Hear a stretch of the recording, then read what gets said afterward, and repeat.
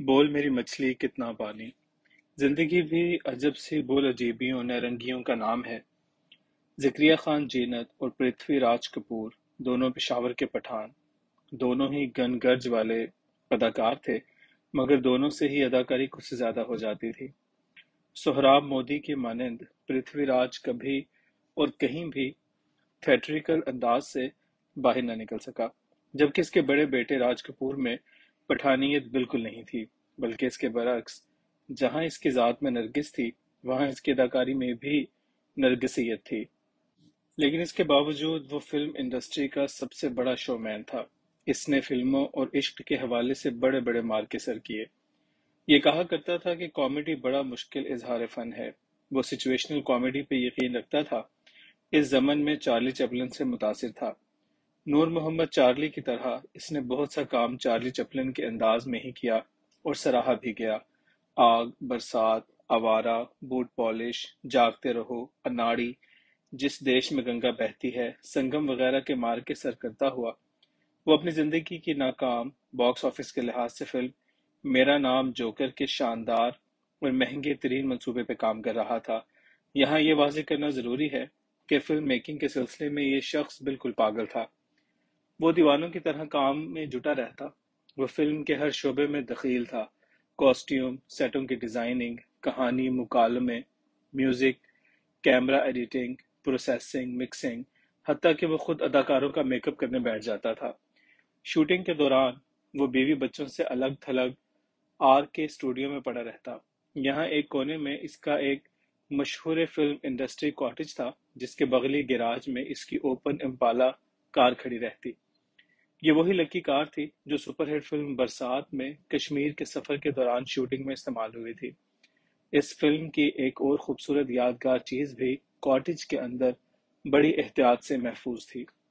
वो एक खूबसूरत सा वायलिन था, जिसे इसने बरसात में छेड़कर नरगिस को लुभाया था।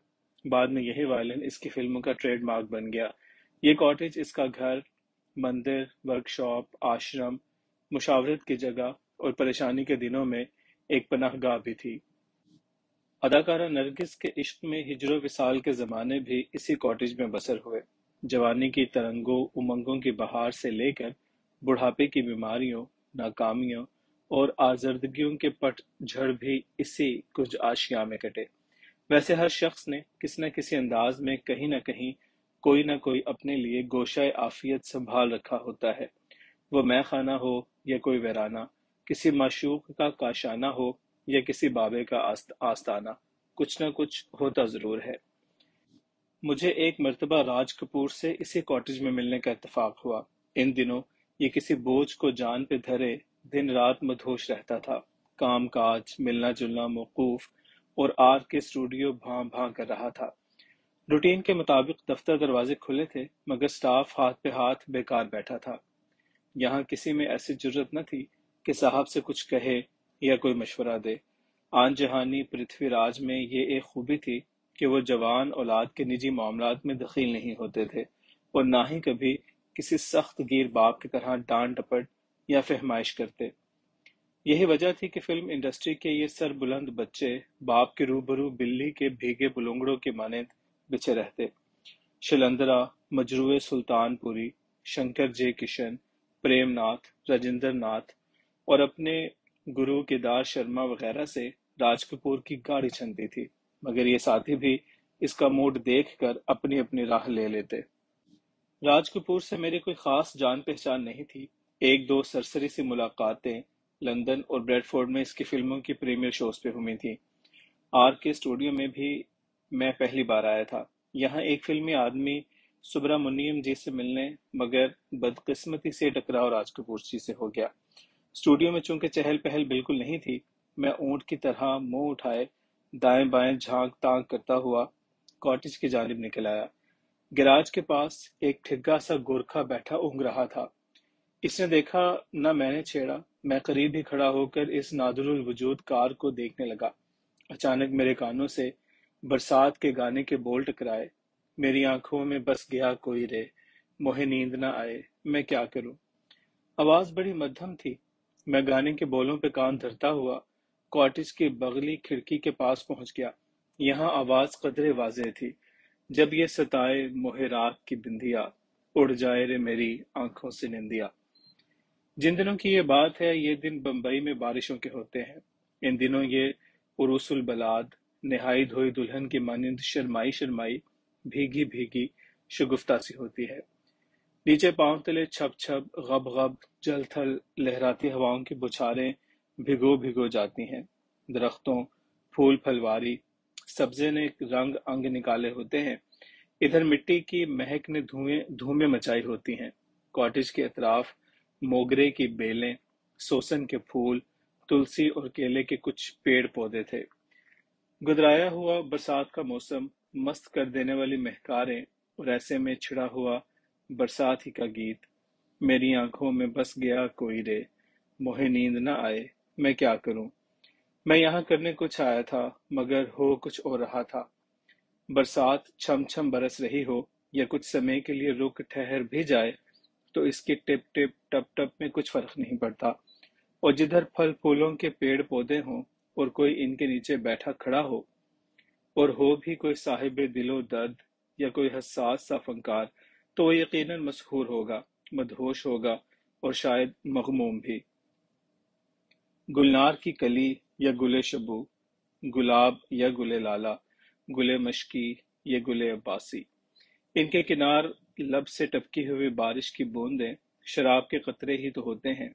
असल शराब तो इसी बारिश से कशीद की जाती है।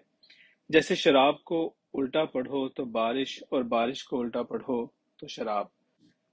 बारिश में यही शराब केले के पत्तों के परनालों से गिर गिर कर, नस्र यासमन से लिपट लिपट कर, सुम्बुल और रेहान को चूम चूम कर जो टपकती है, वहां हो अगर कोई रिंदे खाना खराब, अरे जालिमो शराब है कहते कहते दो हथड़ सीना पीटता हुआ लोट पोट हो जाए। रिमझिम के झाले से जरा ओट पकड़ने की खातिर आगे बढ़ा, तो पिछली जानिब एक खिड़की खुली सी देखी। यहाँ गीत की आवाज और भी वाज़ेह और साफ थी। साथ ही खड़े केले के पौधों के कुछ पत्ते और फूलों के शाखसारे कदरे खिड़की के अंदर झुके हुए थे। हल्का सा कदम आगे जो खिड़की के अंदर देखा, तो देखता ही रह गया। राज कपूर वायलिन गोद रखे एक अजीब सी सरमस्ती के आलम में दाएं हाथ की पुश्त पे गाल टिकाए गुमसुम है। रिकॉर्ड प्लेयर पे गीत चल रहा था। आंखें बंद थीं या खुली, ये तो दिखाई न दिया। अलबत्ता ये नजर आया, केले के पत्तों और फूलों की पंखड़ियों से बरखा जल के कतरे उसके मुंह होठों पे टपक रहे हैं। ये बिल्कुल ऐसे ही था जैसे कोई नाजुक सी सुराही से कतरा कतरा मुद्रा किसी प्यासे के सूखे रूखे होंठों पे टपका के इसके बाहर भीतर की प्यास बुझा रहा हो। मैं कई साकित लम्हे इस दिलफरेब मंजर को देखता रहा और सोचता रहा, फन, फनकार और फितरत की एक अपनी ही फसूंकारी होती है। बात होती थी इस ख्वाब की, जो मैंने बहावलनगर के इस पार थल में मुतय्यन अपने एक बच्चे के पैगाम पाने से पेशतर देखा था। रेतली कब्र में दफन किसी तरह रेग माहियां जमा होकर वहां के अंधेरे में जुगनुओं की तरह सरमदी सी रोशनी, ग्लेशियर की सी ठंडक और अपने मुंह से खारिज होने वाले ठंडे मीठे लजीज और खुशबूदार मादे से मेरी प्यास भूख मिटाती हैं। मैं अक्सर अपने ख्यालों ख्वाबों की ऐसी ही कैफियतों में घिरा रहता हूँ। ख्वाब रोया के लिए ख्वाबीदगी जरूरी नहीं, और ना ही मेरे लिए किसी ख्यालो खाल के लिए किसी तरह की बेदारी चाहिए होती है। मेरे मन की मौज भी किसी विशाल सागर की लहर मौज के मानिंद अल्हड़ बल्लड़ सी होती है। जिधर उठी उठ गए, और जिधर बही फैली उधर बह फैल गए।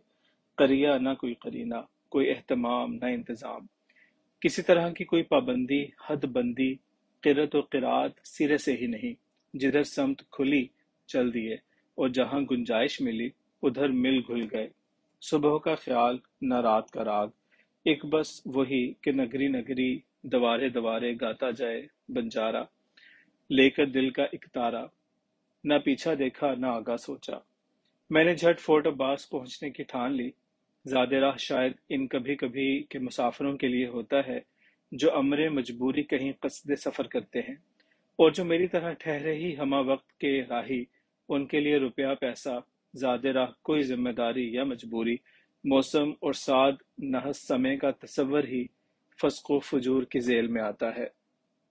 بند گانے صحرائی، رشک فطرت آشنائی، نیند کی ریت بھری آنکھوں اور دکھ سے چور انگ انگ سنبھالتے ہوئے جب میں علی الصبح بہاول نگر کے بس اڈے پہ اترا تو مجھے اپنا معمولی سے وزن والا سفری تھیلا بھی اٹھانا دوبھر ہو رہا تھا۔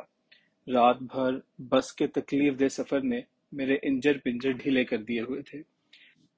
بس سے اتر کر میں پاس ہی چائے کے ہوٹل کے باہر ایک اپنے جیسے ڈھیلی چولوں والے میلے کچیلے بینچ پہ بیٹھ گیا۔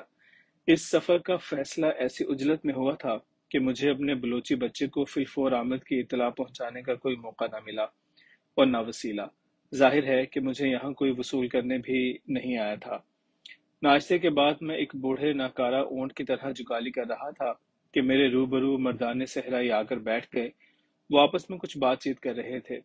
اچانک میرے کانوں سے گھروٹ گوٹ کے مانوس سے نام کی آواز ٹکرائی۔ میرے بالوں آلوں بھرے کان کھڑے ہو گئے۔ ان کی بات چیت سے ٹوہ لگی کہ وہ دونوں وہیں کے وسیق ہیں اور ادھر یہاں اسپتال میں اپنی کسی بیماری کا ٹیسٹ کروانے آئے ہوئے ہیں۔ میں نے ذرا ان پہ دھیان دیا تو ایک کی آنکھوں میں مجھے چندن اترا ہوا نظر آیا۔ ہونٹ، رنگت، ناخن، سب کچھ میں نے ایک نظر سے دیکھ لیے تھے۔ میرے اور ان کے بینچوں کے درمیان میز نما لکڑی کا ڈبہ پڑا تھا جس پہ ابھی تک میرا چائے کا نیم خالی پیالہ دھرا تھا۔ جب ان کے سامنے ناشتہ آیا تو اخلاقاً انہوں نے مجھے بھی بسم اللہ کے لیے کہا، یا ہو سکتا ہے میرے حلیے، سیاہ لباس، من کے مالا، انگوٹھیوں کے حوالے سے مسکین ملنگ مسافر جانتے ہوئے فی سبیل اللہ صلح لے لی ہو۔ میں نے محبت سے انہیں بتایا کہ میں ابھی ابھی ناشتہ لے چکا ہوں۔ وہ اپنے انداز میں کھا پی رہے تھے اور ساتھ ساتھ ڈاکٹر، دواؤں اور علاج کے بارے میں بھی گفتگو چل رہی تھی۔ اب وہ میرے سامنے بیٹھے ہونے کے باوجود مجھے جیسے نظر انداز کر چکے تھے، جبکہ میں ان کی جانب خاص طور پہ اس چندن اترے ہوئے مریض کی طرف متوجہ ہو چکا تھا۔ اسی اثناء مجھے پیشاب کی حاجت ہوئی تو اٹھ کھڑا ہوا، ہوٹل والے کے پاس پہنچ کر اپنا اور ان دونوں کا بل چکایا۔ بیت الخلاء کا پوچھتے ہوئے میں ہوٹل کی پچھلی جانب نکل گیا۔ وہاں سے نکلا ہی تھا کہ اذان کی آواز کان پڑی۔ سامنے سڑک کی دوسری جانب مسجد تھی۔ میں اس طرف نکل گیا۔ نماز سے فارغ ہوا ہی تھا کہ وہ دونوں باہر دروازے پہ میری جانب دیکھتے ہوئے نظر آئے۔ مجھے یہیں کھٹکا لگ گیا تھا کہ اب لمبی ہی سانجھ پڑے گی۔ سیڑھیوں سے اترتے ہی انہوں نے مجھے جیسے جھپٹ لیا تھا۔ بابا سائیں کہتے ہوئے پہلے تو انہوں نے میرے ہاتھ چومے۔ پیسے تو ہمیں دینے چاہیے تھے جو آپ نے دے دیے۔ ان میں سے ایک 5 کے 2 نوٹ بڑھاتے ہوئے بولا، ایک ہی بات ہے، میں نے دیے یا آپ نے دیے، آتے تو سب ایک ہی خزانے سے ہیں۔ وہ مجھے ساتھ لیے آہستہ آہستہ ایک جانب بڑھنے لگا۔ بابا سائیں آپ کہاں سے آئے ہیں؟ بیمار دکھائی دینے والے نے پوچھا۔ بیٹا میں لاہور سے ابھی کچھ دیر پہلے یہاں پہنچا ہوں۔ یہاں گھروٹ کے قریب رینجرز کی ایک چوکی ہے، وہاں میرا ایک بچہ اللہ یار بھگو تعینات ہے، میں نے اس سے ملنا ہے۔ اسے جیسے بچھو نے ڈنک مار دیا ہو۔ وہ اچھلتے ہوئے کہنے لگا، بابا سائیں ہم دونوں بھائی اسی گوٹ کے رہنے والے ہیں اور اللہ یار تو اپنا بھی یار ہے، ہماری گوٹ کے بچوں کو پڑھاتا بھی ہے، بڑا نیک نمازی مرد ہے۔ اب دوسرا پوچھنے لگا، وہ آپ کو لینے آ رہا ہے یا آپ خود ہی وہاں جائیں گے؟ بھائی میں نے اسے یہاں پہنچنے کی اطلاع نہیں دی، لہٰذا مجھے ہی وہاں پہنچنا پڑے گا۔ یہ تو بہت ہی بھلا ہوا، اب آپ ہمارے ساتھ ہی چلیے گا، آپ اللہ یار کے ہی بزرگ اور مہمان نہیں، ہمارے بھی ہیں۔ میں نے کچھ سوچتے ہوئے کہا، آپ لوگ تو شاید کچھ دیر سے جائیں، جبکہ میرا وہاں جلد پہنچنا کچھ ضروری ہے۔ ہاں دیر تو کچھ ہو ہی جائے گی، یہ میرا چھوٹا بھائی غلام عباس میٹرک کا امتحان دے چکا ہے، جانوروں کے اسپتال میں چھوٹا ڈاکٹر بھی ہے، روز بروز کمزور اور تھوتا ہوا جا رہا تھا، ہاتھ پیر سن، کانوں میں ہر وقت سنسناہٹ اور آنکھوں میں ہلدی کی گانٹھیں ہو گئیں۔ اگلے چند ماہ میں اس کی شادی بھی طے ہے۔ اب پتہ نہیں اس کو کیسا جن آ چمٹا ہے کہ گوٹھ گاؤں آلے دوالے سارے وید حکیم سنیاسی بھالے جھالے پر کسی کی سوجھ بوجھ میں اس کا روگ نہ آیا۔ اب کسی پڑھے لکھے نے مشورہ دیا ہے کہ اسے یہاں اسپتال میں بڑے ڈاکٹر کو دکھایا جائے۔ ہم دونوں 2 دنوں سے یہاں خجل خوار ہو رہے ہیں، بڑی مشکلوں سے آج 9 بجے کی پرچی ملی ہے۔ اب پتہ نہیں کہ آگے کیا ہوتا ہے، بڑا ڈاکٹر کیا کہتا ہے۔ اسپتال میں داخل ہونا پڑتا ہے یا کوئی دوا دارو کرنا پڑے گی، اللہ جانے کتنا خرچہ ہو۔ غریب لوگ ہیں، اللہ نے آپ سے ملا دیا ہے، آپ ہمارے لیے سائیں بابا بن کر آئے ہیں۔ دل کہتا ہے کہ آپ کی دعا برکت سے غلام عباس سرت پکڑ لے گا۔ اس کی بات ابھی شاید ختم نہ ہوتی کہ ہم ایک سرسبز سے میدان میں پہنچ چکے تھے۔ یہاں بہت سے جوان و پیر صبح کی سیر اور ورزش میں مصروف تھے۔ ہم ایک سیمنٹ کے بینچ پہ بیٹھ گئے۔ غلام عباس کا بڑا بھائی غلام حسین مزید بات کے لیے لب کھول ہی رہا تھا کہ میں نے اسے اشارے سے روک دیا۔ بیٹا، میں نے تمہاری بات سن لی ہے، مزید کچھ بتانے کی ضرورت نہیں۔ میں آپ دونوں سے مل کر بہت خوش ہوا۔ آپ لوگ اپنے پروگرام کے مطابق بڑے ڈاکٹر سے ملیں، دیکھیں کہ وہ کیا تشخیص کرتا ہے۔ یہاں سے فارغ ہو کر ہی آپ واپس لوٹیں۔ میں بوڑھا سفر کی تھکن سے ٹوٹا ہوا ہوں، مجھے آرام کی سخت ضرورت ہے۔ میں چاہتا ہوں کہ اللہ یار کے پاس پہنچ کر ہی آرام کروں، لہٰذا آپ لوگ مجھے اجازت دیں، انشاءاللہ وہیں گھروٹ میں ملاقات ہوگی۔ میں نے اٹھتے ہوئے مزید کہا، آپ اس کا معائنہ کروا کر اپنی تسلی کر لیں۔ ویسے میں نے اس کا معائنہ ایک نظر میں کر لیا تھا، اسے چندوکڑے کا روگ لگ گیا ہے، اور اگر اس کا بروقت اپائے نہ کیا جاوے تو یہ جان لیوا بھی ثابت ہو سکتا ہے۔ وہ دونوں میرے ساتھ ہی کھڑے ہو گئے تھے۔ غلام حسین کہنے لگا، سائیں بابا، یہی کچھ ہمیں ایک ہندو سنیاسی بابا نے بھی بتایا تھا۔ یہ پچھلے 2 ماہ پہلے کی بات ہے۔ اب چھوٹا غلام عباس بولا، سائیں بابا، اگر آپ مناسب جانیں تو ہم آپ کے ساتھ ابھی واپس گوڑ چلے جاتے ہیں۔ آپ میرے روگ کو سمجھتے ہیں تو ادھر خواہ وقت اور پیسہ برباد کرنے کی کیا ضرورت ہے؟ ہم پہلے ہی یہاں 2 روز سے خوار ہو رہے ہیں۔ غلام حسین نے بھی ہاں میں ہاں ملائی اور دونوں میرے ساتھ دائیں بائیں ہو لیے۔ میں بھی یہ سوچ کر خاموش رہا، بیچارے غریب اوبڑ لوگ ہیں، یہاں ہسپتالوں، ڈاکٹروں اور دواؤں کے چکر میں بہت کچھ خراب کر بیٹھیں گے۔